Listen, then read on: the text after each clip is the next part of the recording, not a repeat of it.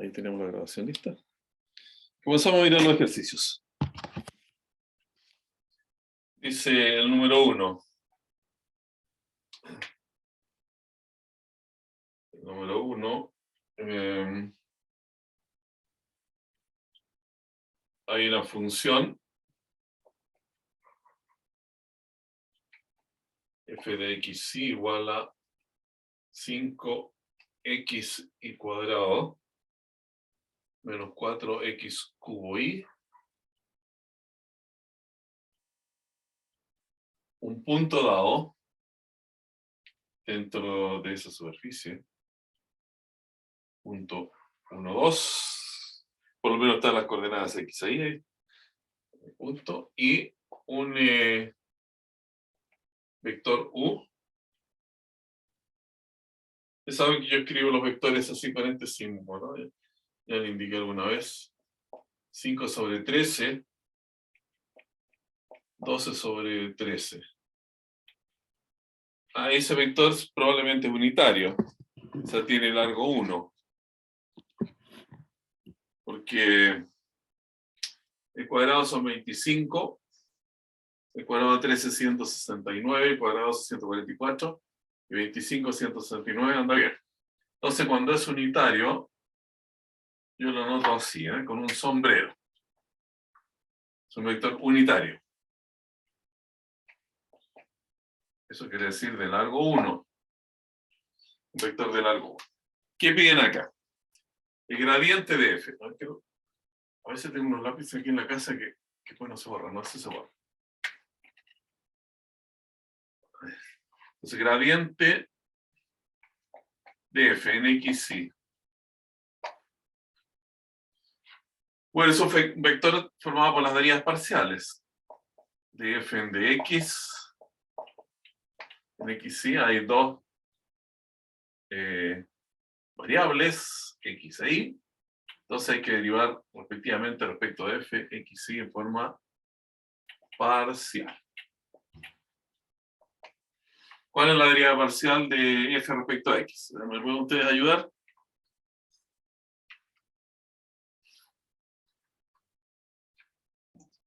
¿5y cuadrado menos 12x cubo y? No, cuadrado y. Menos 12x cuadrado y. Esa es la derivada respecto a x. ¿Y la derivada respecto a y? 10xy ¿Ya? menos 4x cubo. Excelente. Entonces, si uno quiere ahora calcular la gradiente en el punto que nos dan, bueno, es cosa de reemplazar. En vez de x e y, las coordenadas dadas que son 1 y 2 respectivamente. Entonces, con 1 y 2 aquí quedaría 4 por 5, 20. Y 12 por 2, 24. Menos 4.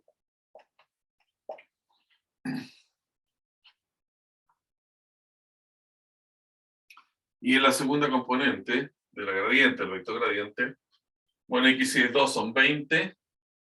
Y 8 por 4, 32, menos 12. Ese sería el vector gradiente. No, pues, profe, ¿No reemplazó el... No, porque reemplazó el 2 como el x, y x vale 1. ¿En el primero o en el segundo? Segundo. A ver. El x vale 1, son 20. 20 menos 4, 16. Excelente. Ahí está. Es el vector gradiente. Ya. Ahí está el vector gradiente, está evaluado en el punto, y la razón de cambio en la dirección del vector u. La razón de cambio, un puntito para que nos refiramos a cada uno de las preguntas que tiene el ejercicio. Entonces, aquí viene el cálculo de la derivada direccional lo voy a anotar con una D grande, ¿eh? En la dirección U de F. En X sigue. Y eso viene dado por el producto punto entre la gradiente de F en XY y el producto punto, el vector U. Esa es la derivada direccional. Y eso es lo que entonces indica la razón de cambio. La razón de cambio. Ahora, bueno, acá también uno lo puede... Esta fórmula la vieron, ¿no es cierto? La derivada direccional.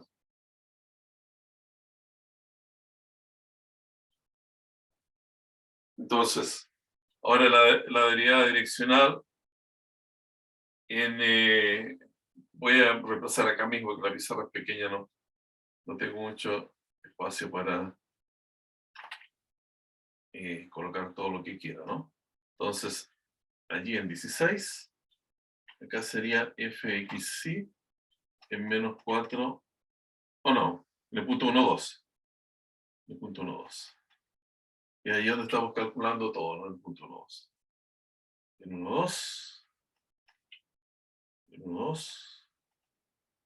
Punto ese vector U. ¿Ya? De tal forma, cuando uno calcula aquí la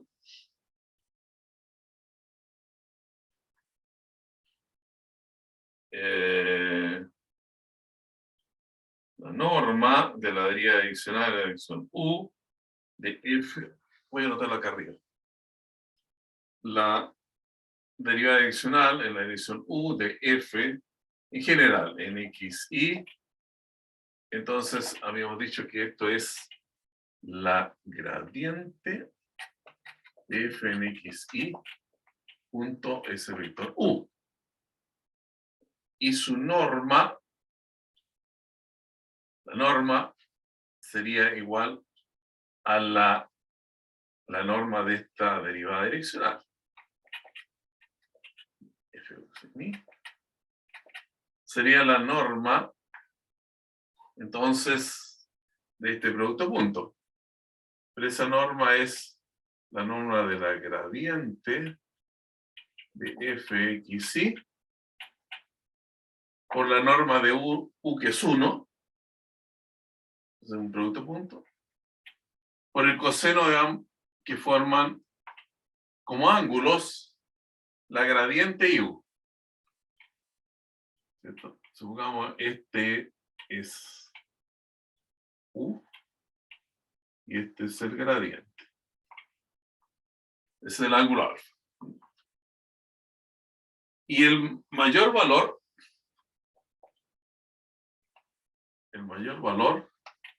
se obtiene, bueno, cuando el coseno adquiere el valor más grande, obtiene el valor más grande, y el coseno varía entre menos 1 y 1, entonces el valor más grande es 1.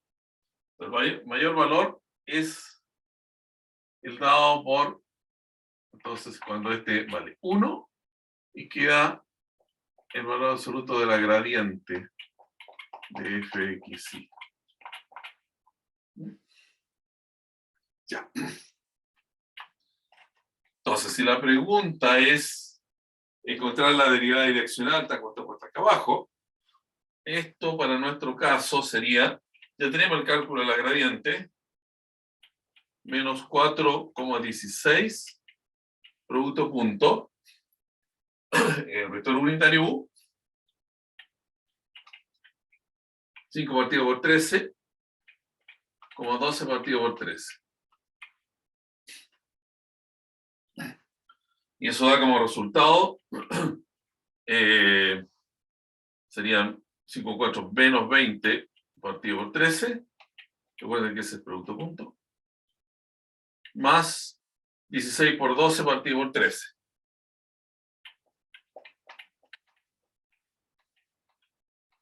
Eso es. Y ese calculito hay que hacerlo. Entonces, 13 el común denominador. 16 por 12 menos 20. Y eso le da el valor entonces de la deriva direccional. Y el mayor valor de esta entonces deriva direccional es el módulo de la gradiente. El módulo de la gradiente de f en el punto 1, 2, que es donde estamos haciendo los cálculos, es la raíz cuadrada de menos 4 al cuadrado más 16 al cuadrado, y eso da lo que da. 16 más 16 al cuadrado.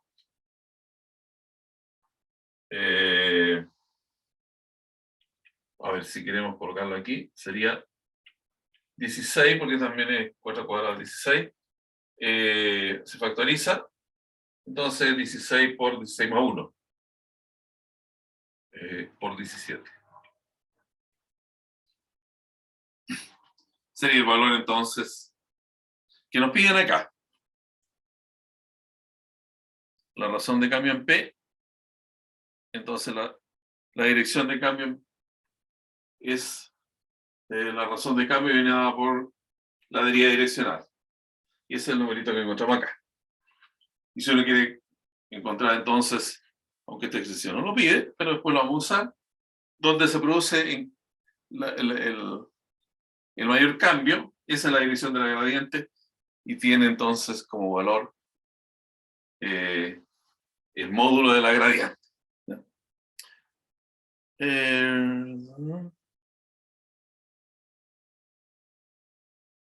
Ahora, miremos el punto 2 para también hacer el mismo recorrido y plantear nuevamente para hacer las mismas ideas. Pero para que quede más claro todo. ¿Alguna pregunta respecto a esto? Yo lo escucho bastante bien, se pueden preguntar con absoluta libertad. ¿Está todo claro? ¿No hay dudas? ¿O hay muchas dudas?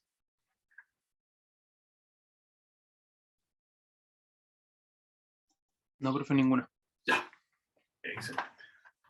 Entonces vamos al siguiente, que dice el número 2, ¿no es cierto? Aquí hay una función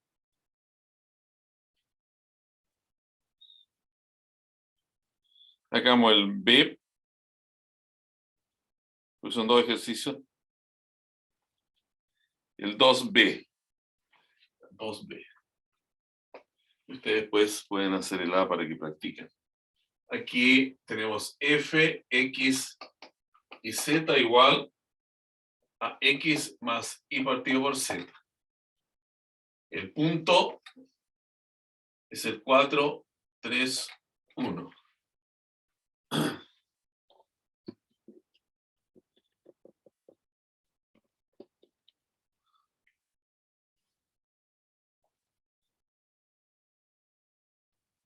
Ya.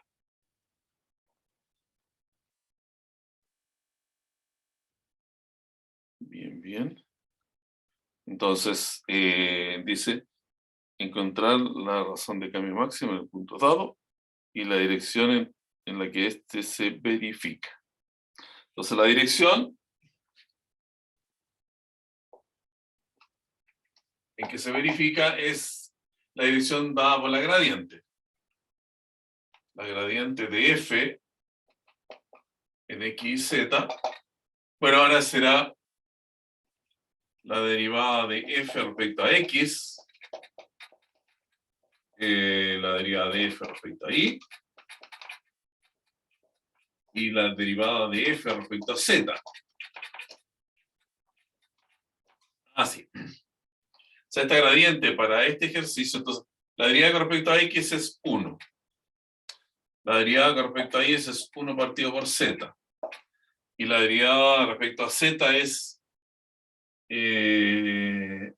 menos y partido por z cuadrado.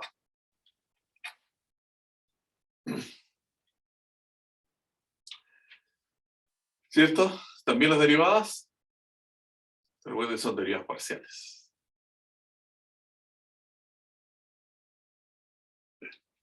Y la gradiente en el punto dado, la gradiente en 4, 3, 1, es el vector.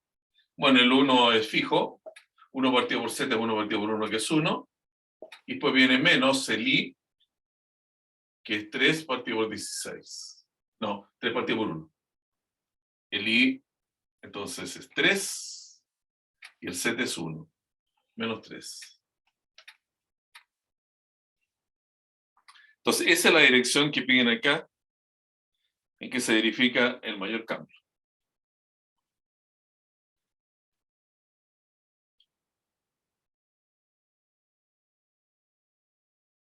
Y nuevamente, entonces, el cambio es la derivada direccional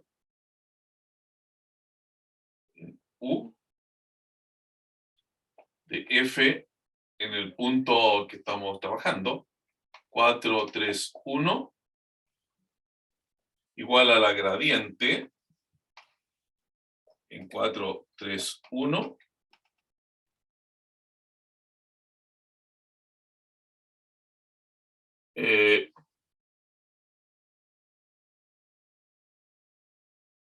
por la dirección, en la dirección en que esta se verifica.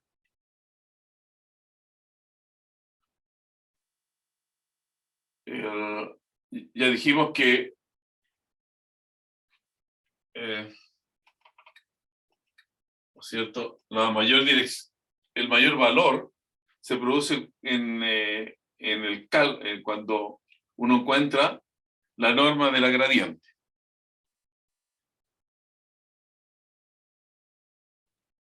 Entonces, aquí la norma de la gradiente, 4, 3, 1, es igual 1 al cuadrado, 1 al cuadrado, y menos 3 al cuadrado. Raíz de 11.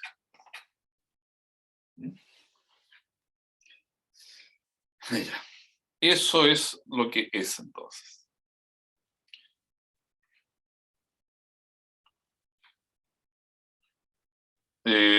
Bueno, el tercero es bastante parecido.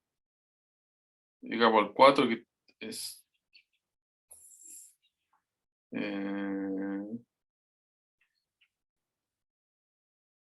dicen, supongo que en cierta región del espacio, o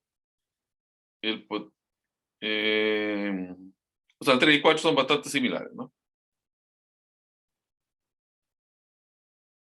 O hacemos el 3. ¿Cuál prefiere usted hacer, el 3 o el 4?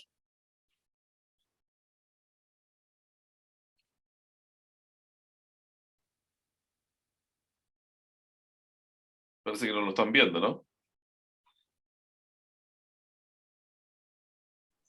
No, profe, al menos yo no tengo la guía a No, mano. no la tiene a mano.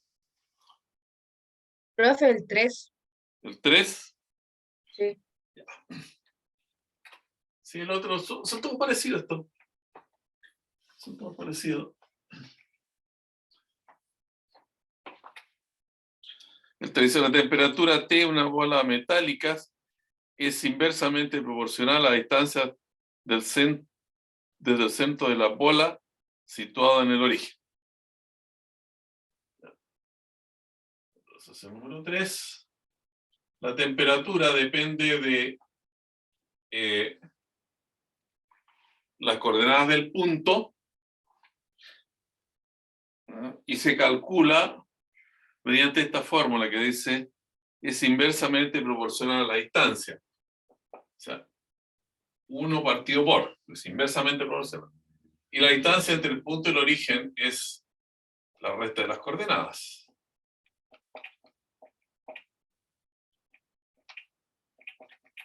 Z menos Z0 al cuadrado. ¿Así ve? Esa es la distancia de un punto al origen. lo que está en el denominador. La fórmula de la distancia entre dos puntos. Ya.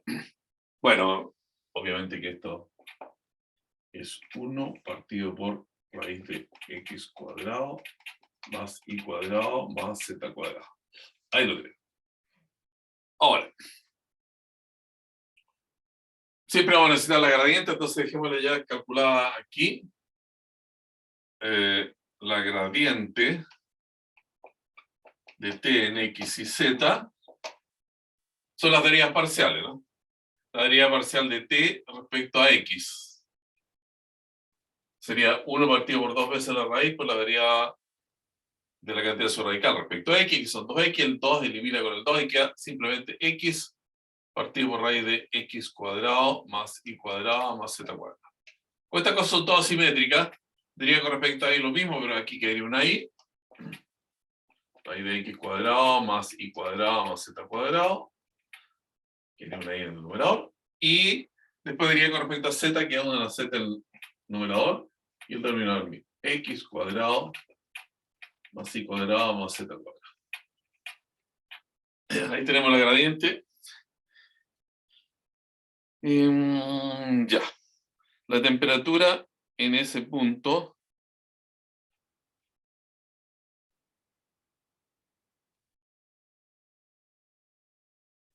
hay un punto 1, 2, 2.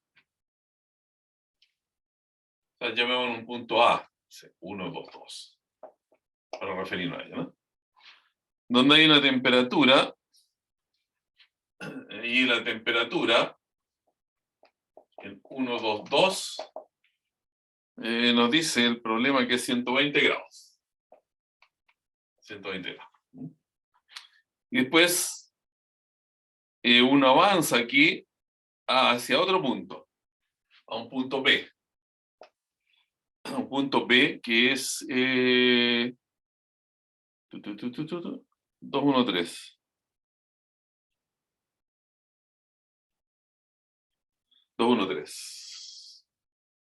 213. ¿Ya? Perfecto. Ahora, como nos dicen en la dirección que une esos dos puntos, hay que sacar el vector AB. Y eso se encuentra restando a las componentes correspondientes. 2 menos 1, 1 menos 2, 1 menos 2, y 3 menos 2. Recuerden que uno puede ser AB o BA, da lo mismo, ¿no? Porque es dirección aquí lo que interesa, no el sentido. Pero si uno elige esta como el punto terminal, este tiene que ser inicial, entonces estas son las coordenadas terminales, estas son las coordenadas iniciales. 2 menos 1, 1 menos 2, 3 menos 2. Es decir, ese vector es el 1 menos 1, 1. 1 menos 1, 1. Es el vector que da la dirección.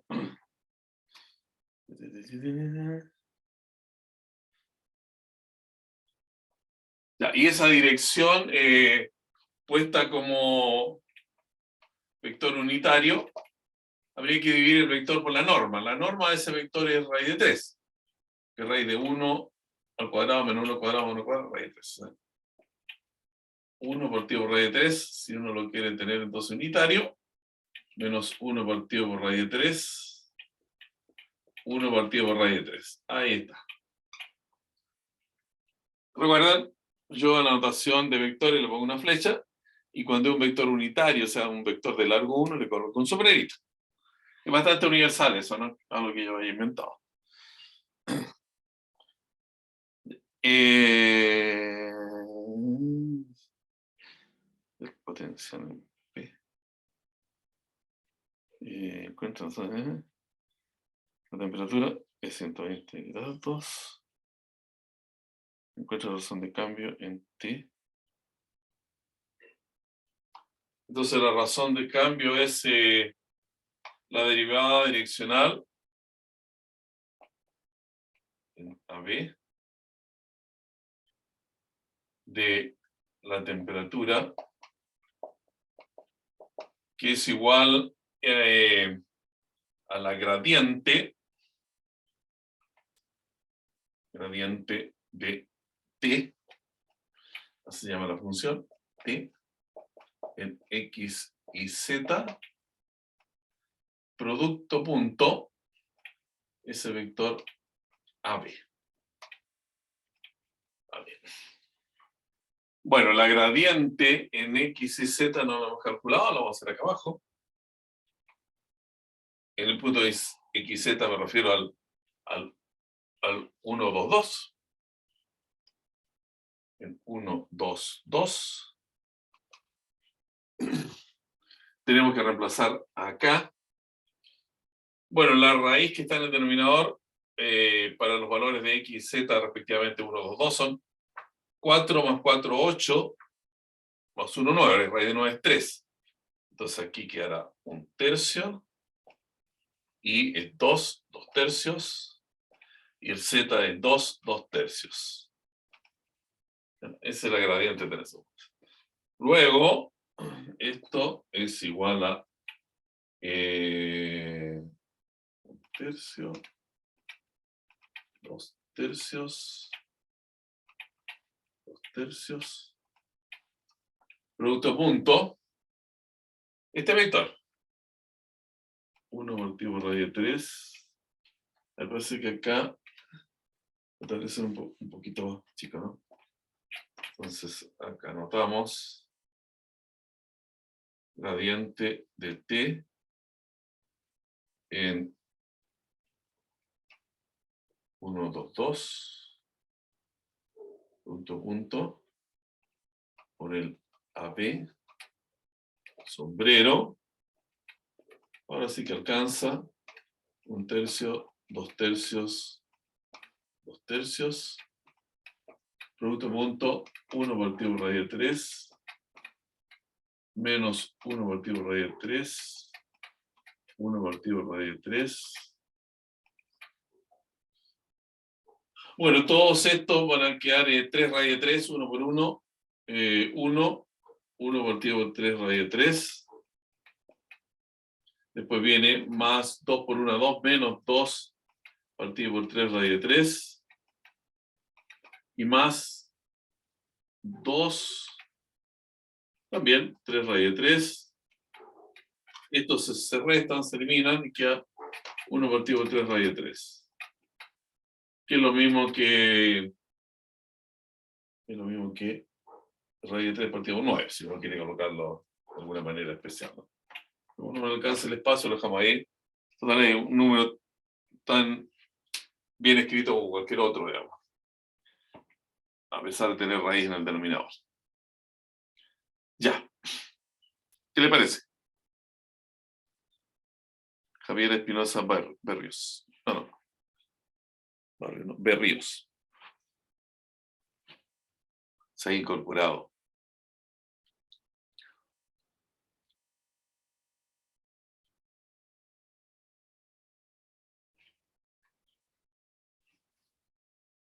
¿Alguna pregunta?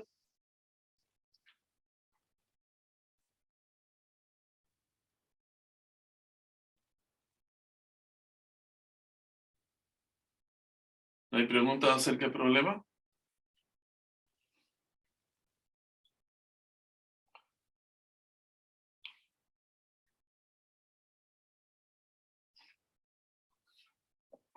Ya. Vamos al otro tema entonces. Vieron cálculo de máximo y mínimo, ¿cierto?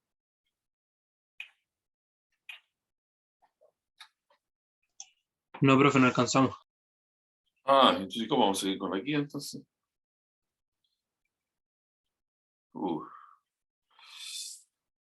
Se lo explico un poquito, ¿o no? ¿Y lo hacemos? Bueno, Repetir los mismos ejercicios del 1, 2, 3 y 4, no sé. Fomeque, ¿no? Ya lo sabemos hacer, se supone.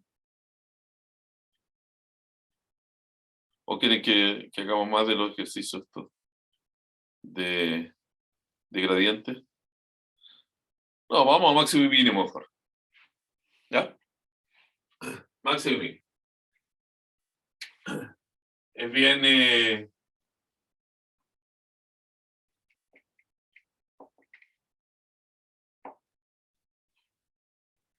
sencillo, miren. En máximos y mínimos, es tal como la idea del máximo y mínimo del cálculo, ¿no? El cálculo 1. En el cálculo 1 se ve máximo y mínimo.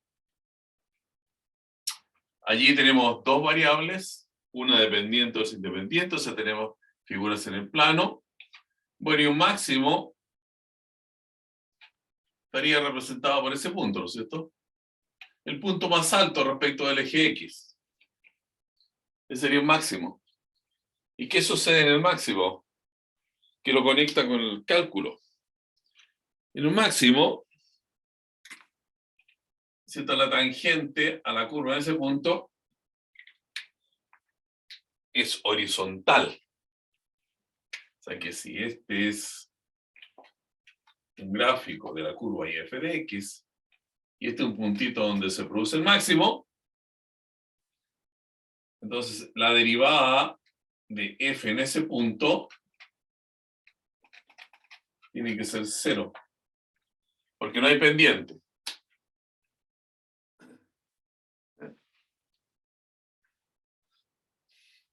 Entonces lo mismo sucede acá. Bueno, el mínimo se aplica de la misma manera, ¿no? Y estos son los puntos críticos, donde la derivada es 0, uno encuentra los puntos críticos, y después tiene un procedimiento para determinar dentro de la cantidad de puntos críticos que se obtengan, cuáles son máximos, cuáles son mínimos. Entonces aquí en tres variables, el asunto es parecido. Hay una superficie, digamos así, y aquí uno visualiza que hay un máximo. ¿Cierto? Entonces en un máximo, lo que va a suceder, que lo que aquí es recta, aquí es plano. O sea, acá esa recta roja es recta tangente, ¿no? Esta es recta tangente. Esa recta roja. Y acá lo que va a suceder es que en este pequeño plano, que es el plano tangente, va a haber ese plano tangente, va a haber otro color, va a haber una gradiente. Gradiente. Para el punto que uno tenga considerado acá. Supongamos que esto cae por acá. Entonces, quizás se vería así. Es el punto x0 y 0. Entonces, lo que va a suceder es que esta gradiente, como es además un vector normal al plano tangente, y este plano tangente rojo es paralelo al plano XY, entonces esa gradiente es paralela acá al eje Z. En realidad es paralela en términos vectoriales al vector K. El vector K, que es un vector con componentes 0, 0, 1. K sombrero, ¿no? Ahí está el K sombrero.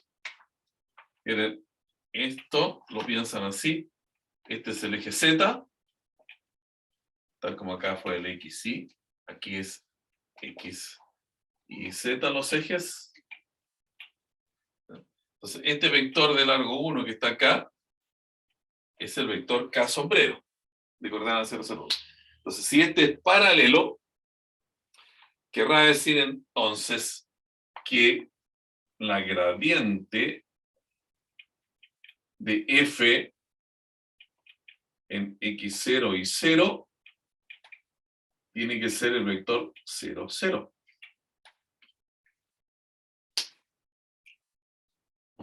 Porque es paralelo al eje Z.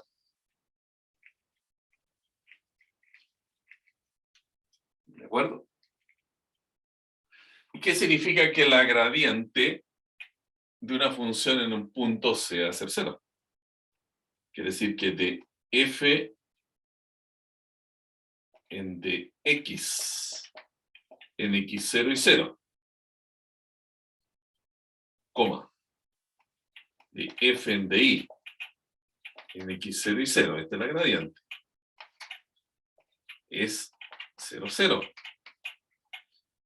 Y si los vectores son iguales, las componentes son iguales, entonces aquí se deduce que de f en dx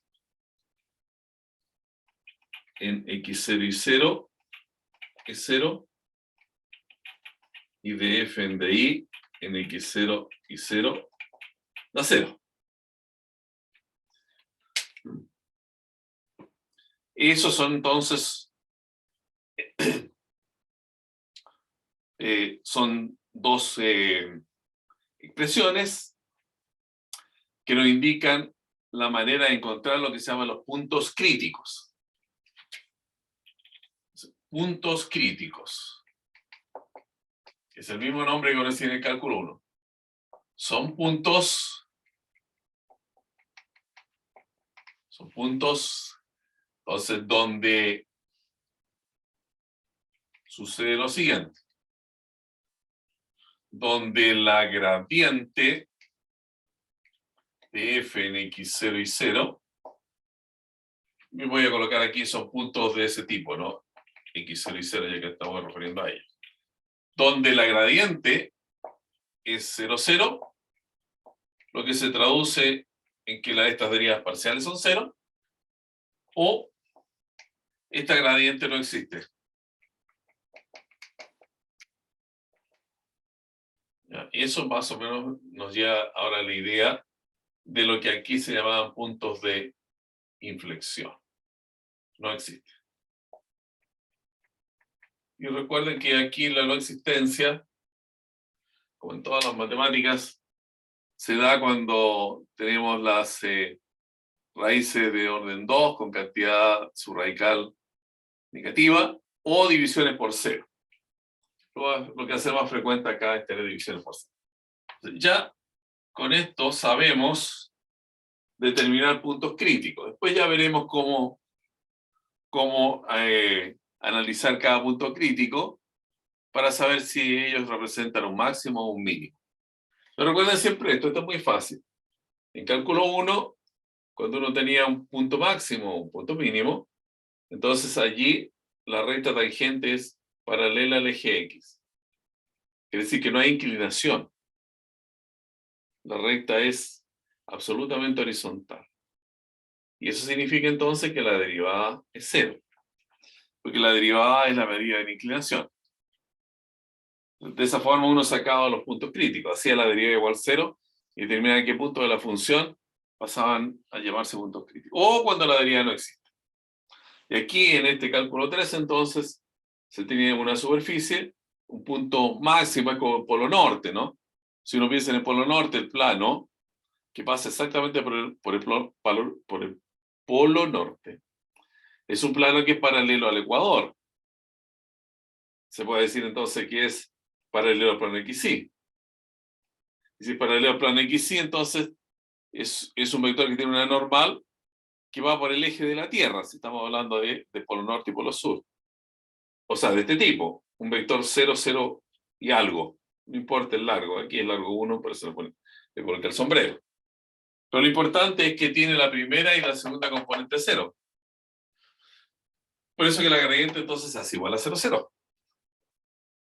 Acá lo tenemos traducido ya al lenguaje de la álgebra que trabajamos acá en el cálculo, son las derivas parciales igual a 0, y eso nos da el punto crítico.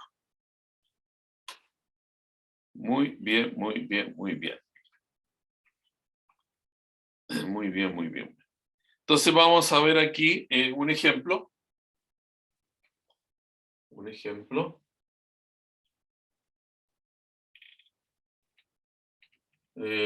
¿Alguna pregunta respecto de lo que he explicado acá?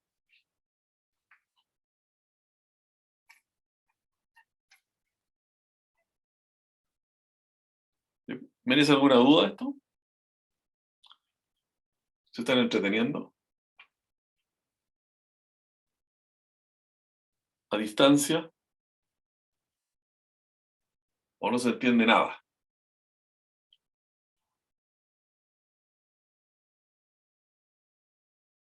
¿O se fueron? ¿Están aún ahí? Por mi parte, todo bien, profe. Ya. Muy bien. Muy bien. Gracias por la opinión. Y entonces, miremos aquí un ejercicio. Dice, encuentre los extremos relativos y puntos sillas de una función. Vamos a tomar la primera, ya que aún no lo han visto, entonces, para máximos y mínimos, el 1A,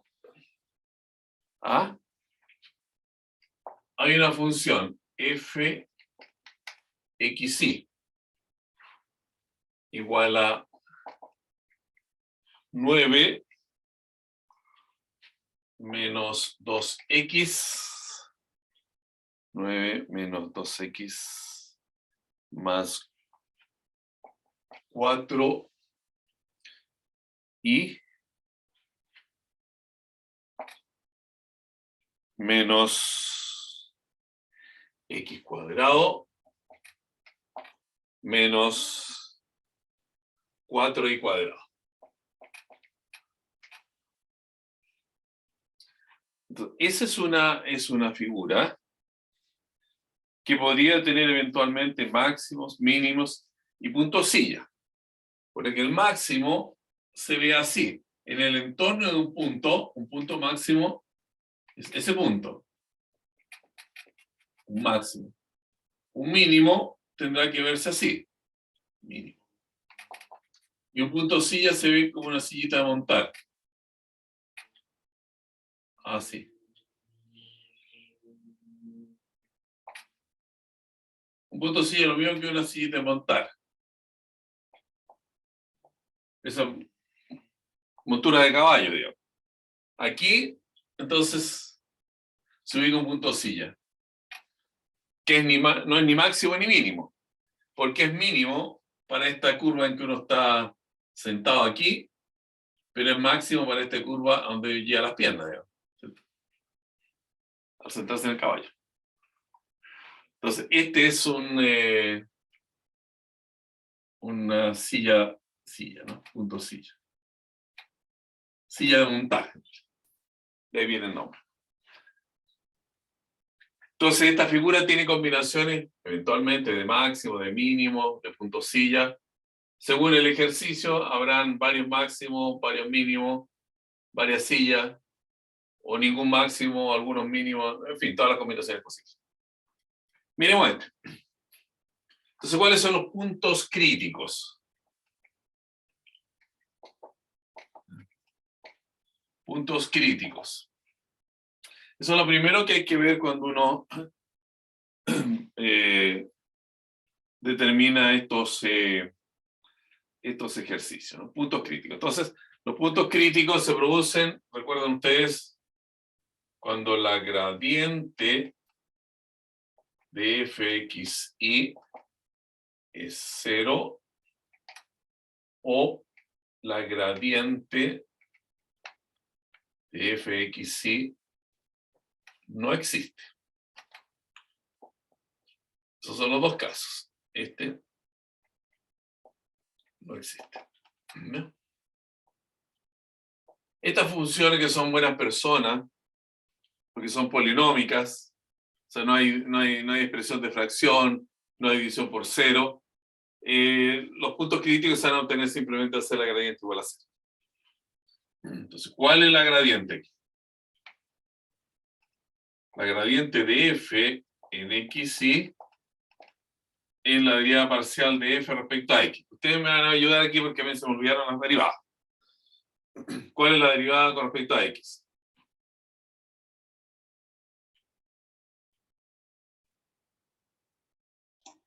Menos 2 Menos 2. menos 2x y eso. Y eso. Y ahora la derivada con respecto a I. 4 y menos 8i. Menos 8. Y si esto lo hacemos igual a 0, 0, querrá decir entonces que menos 2x es 0 y que 4 menos 8i es igual a 0. Bueno, de la primera ecuación, aquí está todo muy simple, ¿no? Porque cada ecuación da un resultado, o sea, no hay que hacer ninguna mezcla aquí algebraica para encontrar los valores de x, es un sistema de ecuaciones simple. Cuando x vale menos 1, ¿cierto? 2 menos 2, 0. Y aquí cuando y vale medio. Esas son las soluciones. Y igual a un medio, queda 4 menos 4, 0. Perfecto. Entonces el punto crítico es uno solo. Es el punto crítico. O sea, allí podría haber o máximo, o mínimo, o punto silla. Ahora, como no queremos interferir en la materia que viene, ni adelantar nada, ¿no? Tratemos de sacarlo, porque este ejercicio así lo permite. Tratamos de sacar la naturaleza del punto crítico de alguna forma sencilla, mirando aquí la superficie. O sea, aquí tenemos una superficie.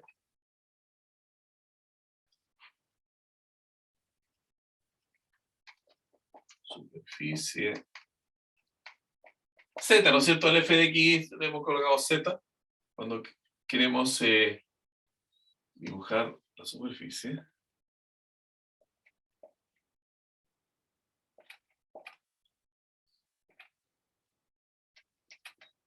Ah, sí, ¿no? Entonces,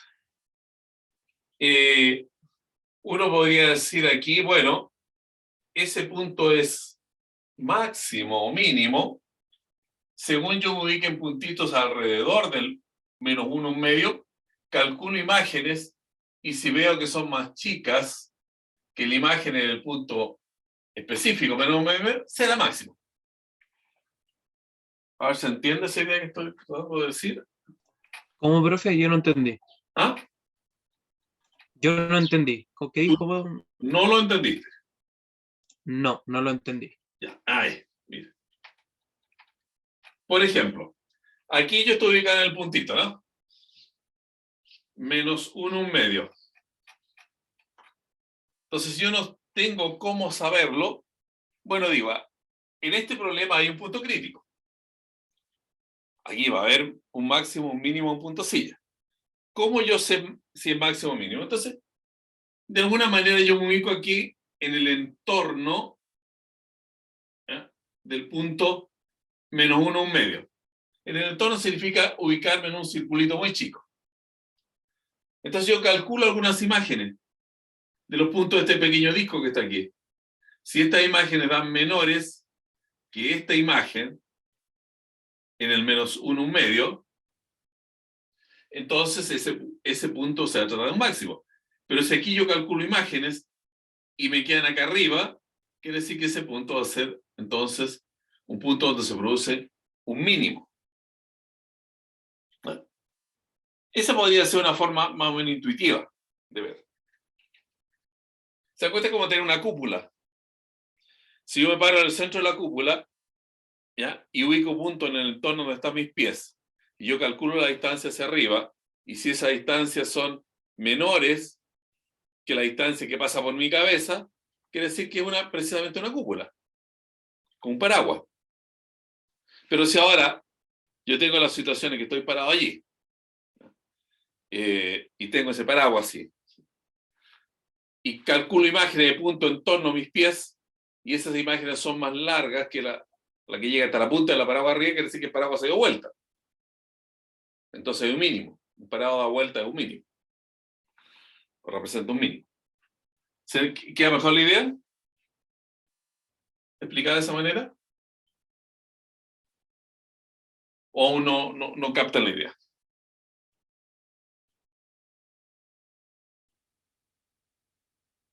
Dígame. La verdad es que no puedo verlo. No puedo imaginarlo. Mira. Ya. Este es una superficie, ¿no es cierto? Lo que me quedó así como, más o menos en conclusión, así como intriga, es que cuando usted toma la del ejemplo que dijo el del paraguas recién, ¿Ya? si usted ¿Ya? toma la distancia de los pies al punto centro del paraguas, mirando hacia abajo, podría decir, ¿Ya? ese va a ser nuestro, si es mayor esa distancia a otra distancia, que eso no lo entendí, lo relacionó con dos distancias. Mira, el asunto es el siguiente. Supongamos que ya es el paraguas y no está dentro del paraguas completo, ¿no? Están las patitas de uno ahí. Ahí está el punto crítico. Entonces lo que yo digo es lo siguiente.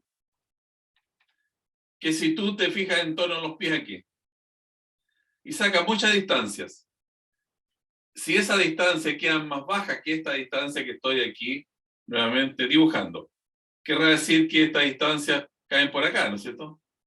Esa cae ahí, cae un poquito más bajo que esta. Y si cae un poquito más bajo que esa, quiere decir que esa es la mayor y se produce un máximo. Pero si ahora estás en la situación como esta, que para estos puntitos, ahí está el paraguas, tú tomas esta distancia de puntos cercanos a tus pies y te salen más altas aquí, quiere decir que esta cuestión está así. Ahora sí Se produce entendí. un mínimo. Sí, sí, ahora entendí. Ya. Bien. Claro, pero eso es muy intuitivo, ¿no? Probablemente para una función como esta, uno puede trabajar de esa forma. Hay que ser un poco más científico en este asunto. ¿Cómo podemos ser más científicos? Uno dice, bueno, parece ser, ahí está, con tu cuadrado, que esto yo lo conozco más o menos, ¿no? Yo lo conozco porque sé que junto las X y las Y's, a ver, voy a tener más o menos así, ¿no? Esta, una X cuadrado más 2X, ¿cierto? Voy a tener esto. Y las Y también las junto, voy a tener menos 4 y cuadrado menos 4y. ¿Están de acuerdo? Es exactamente lo mismo. Y aquí completo cuadrados de binomio. Profe, ¿no le quedaría i cuadrado menos i nomás? Porque sacó el 4. De veras. Perfecto. De veras que saqué el 4. Lo puse afuera del paréntesis. No sé, sí me conviene sacar el 4. Y aquí este no sé, entonces no se puede sacar nada. Ya. Entonces el Z es igual a 9. Y este es un cuadrado de binomio.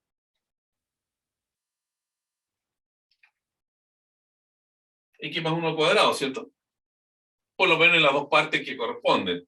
X cuadrado, que es el cuadrado del primer término, doble producto 2X. Bueno, pero le sobra 1. Le sobraría un menos 1 porque aquí está multiplicado por menos. Entonces, para compensarlo y no cambiar nada, yo le coloco aquí un más 1. Y ahí lo tengo compensado. ¿Qué pasa con el I? 4. El I también es un cuadrado de binomio. Correspondiente ahí, bueno, aquí el doble producto es 1, o sea, acá tendría que colocarle yo un medio. ¿Cierto? Pero si coloco un medio, bueno, aquí ¿qué tenemos? Cuadrado del primer término y cuadrado. Doble producto menos i. Pero nos sobra un cuarto, que es el cuadrado del segundo término. Nos sobra un cuarto. Con el menos 4 nos sobra en realidad un menos 1. O sea, tengo que agregar el otro más 1 aquí.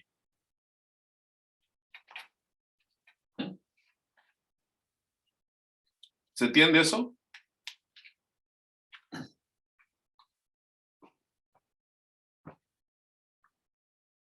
¿Ven que todo es lo mismo?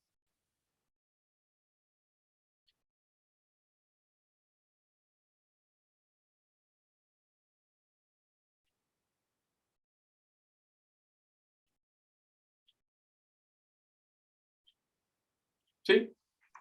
Sí, profe. Entonces, si lo agregamos, lo arreglamos un poquito más, esto va a quedar, miren, x más 1 al cuadrado.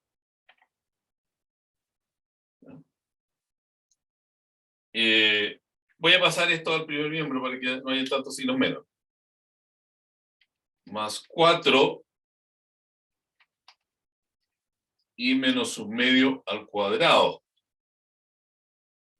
Y todo lo demás lo paso al segundo miembro. En el segundo miembro van a haber 11 menos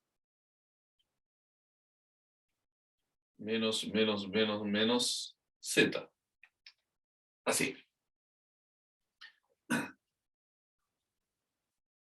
Ya. ¿Y esto a qué corresponde? ¿A qué figura corresponde?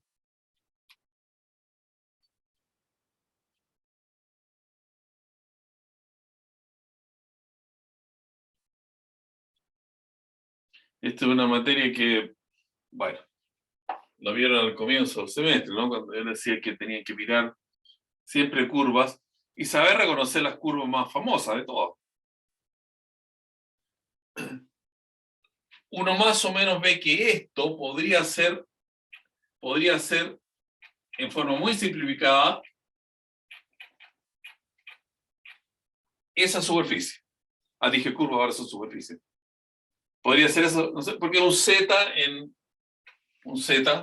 menos 11, es un z. Y aquí hay un cuadrado en x y un cuadrado y. Están corridos todos, pero no importa. Lo básico es entender la forma que tiene esta figura. Y esa forma es esto que es simplemente ese paraboloide.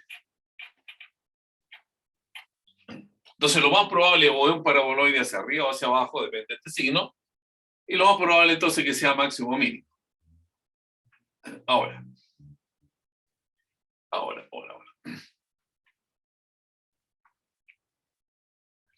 Si avanzamos en dibujar esta superficie y nos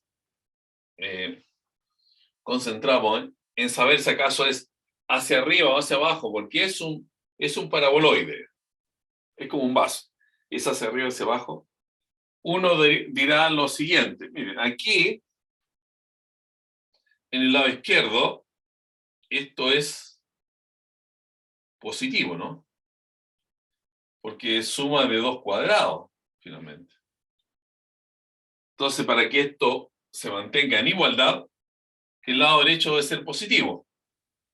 Y eso significa entonces, implica, que el z tiene que ser menor que 11.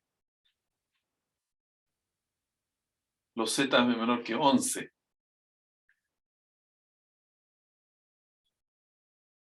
Entonces, ¿de qué se trata? Si en esta superficie los z son menores que 11, tendrá que ser necesariamente un máximo o un mínimo.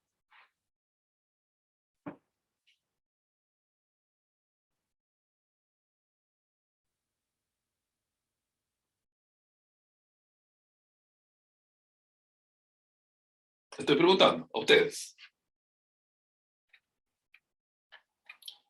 Si los z de esta superficie, los z son la distancia de los puntos al plano XY. Si los z son menores todos que 11, tendrá que tratarse necesariamente de un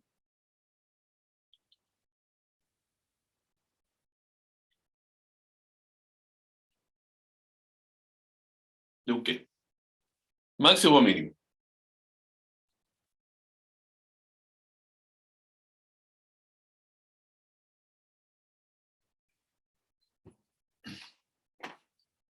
Expliquémoslo de esta manera.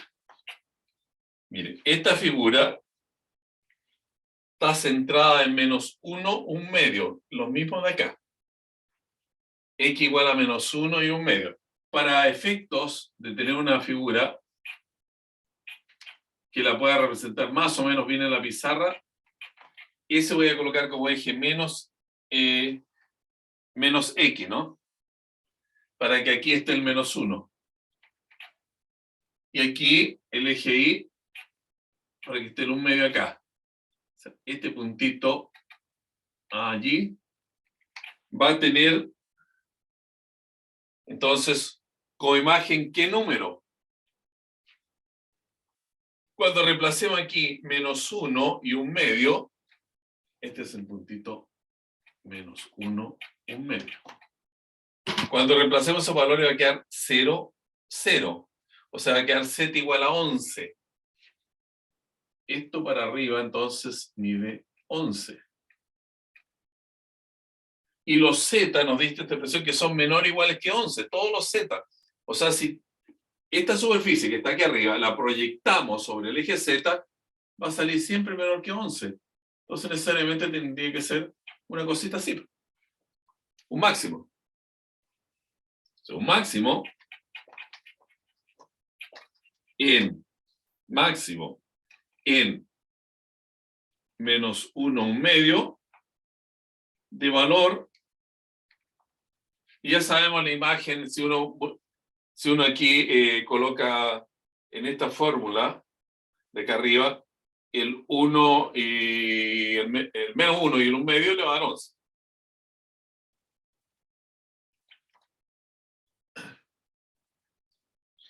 Como parece que nadie hace comentario y no están demasiado convencidos, bueno, después ustedes le van a enseñar y vamos a practicar, por supuesto, nosotros, la próxima semana, una forma algebraica de determinar cuáles son los máximos, cuáles son los mínimos.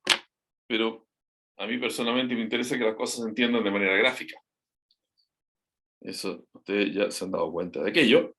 Y para ver, a ver, ¿qué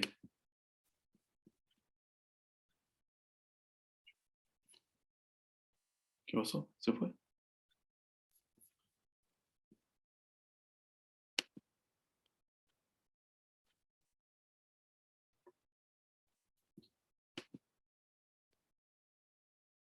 Acá.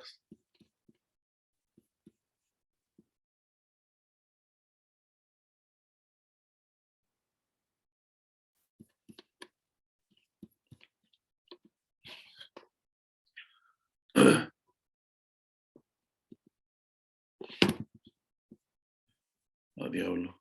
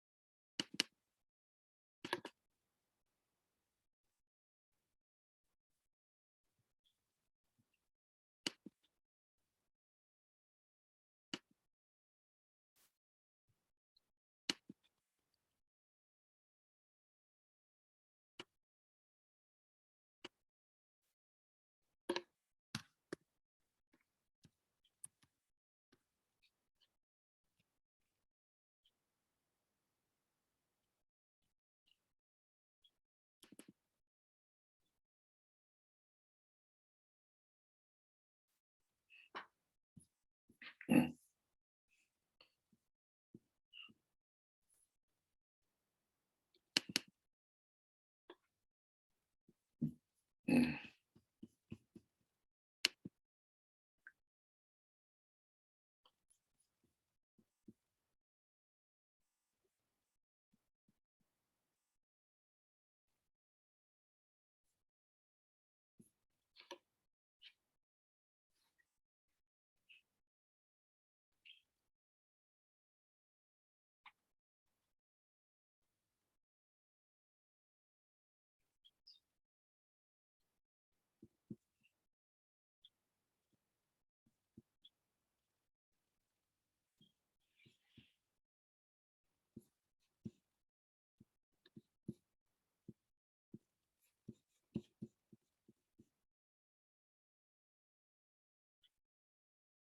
Oh, pensé que me había perdido la transmisión.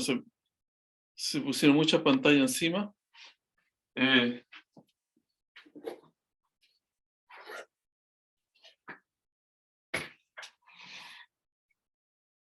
Necesito cargar el computador también.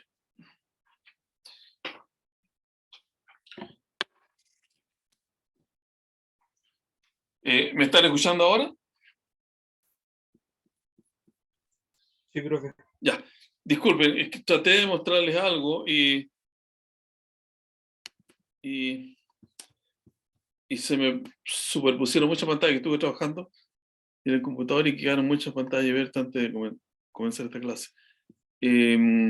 Vamos a ver. Compartir pantalla.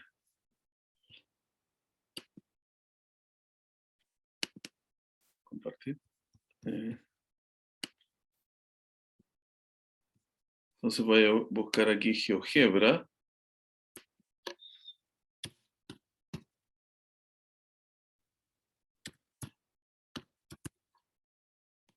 GeoGebra que debe tener 3 dimensiones, yo creo, para aplicación matemática. GeoGebra clásico, y para que veamos la... A ver, aquí no tengo yo en 3 dimensiones. Hay un GeoGebra en 3 dimensiones. Debiera, ¿no es cierto?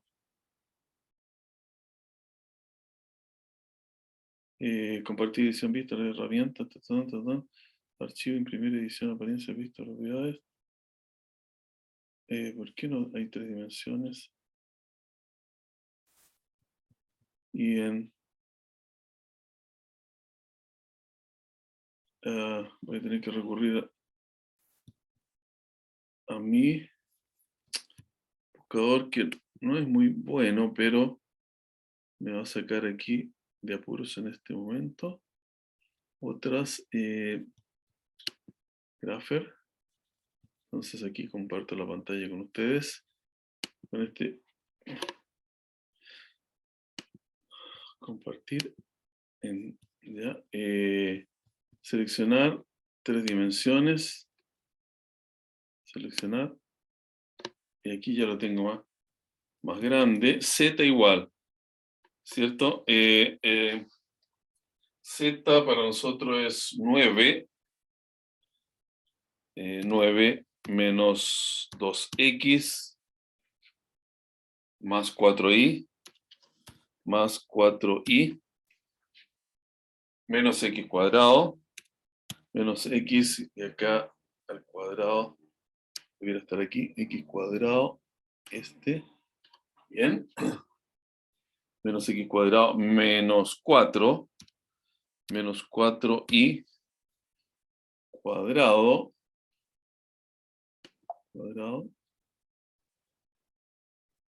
qué diablo, presioné mal, está muy chiquitito, 4y cuadrado, y cuadrado es ese, 4y cuadrado. Esa es nuestra fórmula, 9 menos 2x más 4y menos x cuadrado menos y cuadrado, y vamos entonces, ok,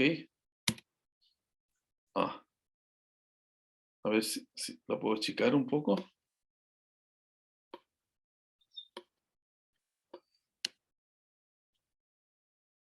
Ahí está puesta de tal forma que lo vemos. ¿Se fijan? Ese es el paraboloide. Y tiene un máximo acá. Si lo queremos ver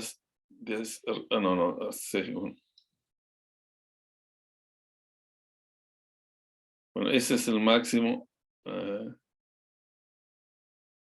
Ahí. Ese puntito es el máximo. No es muy bueno este es graficador, ¿no? Si lo puedo hacer más chico. Alejar. Ahí está. Ahí está mejor. Entonces aquí se produce el máximo. O sea, esa superficie entonces tiene un máximo, tal como lo habíamos explicado allí de manera algebraica. Ahora, toda esta forma es interesante reconocerla. ¿El gráfico no guardado? No, es muy feo. Pero ustedes van a encontrar ya más herramientas la próxima semana para poder determinar máximo y mínimo de forma algebraica, ¿no? Haciendo análisis algebraico. Y no tan intuitivo como que yo hice aquí, pero bueno, no tenía más herramientas para hacerlo y la forma en cómo salvamos la situación. Porque claro, esta fue una superficie conocida. Ustedes probablemente finalmente la reconozcan. Un paraboloide siempre es reconocible. Pero cuando hay superficie ya más compleja, no es tan fácil hacer este análisis con elementos gráficos. Ya entonces,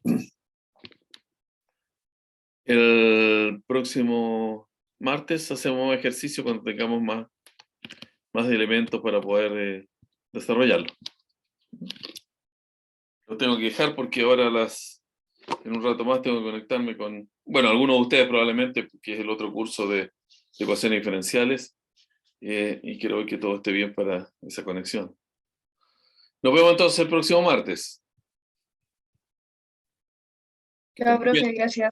Ya está. Chao, profe, Muy bien. gracias. Chao.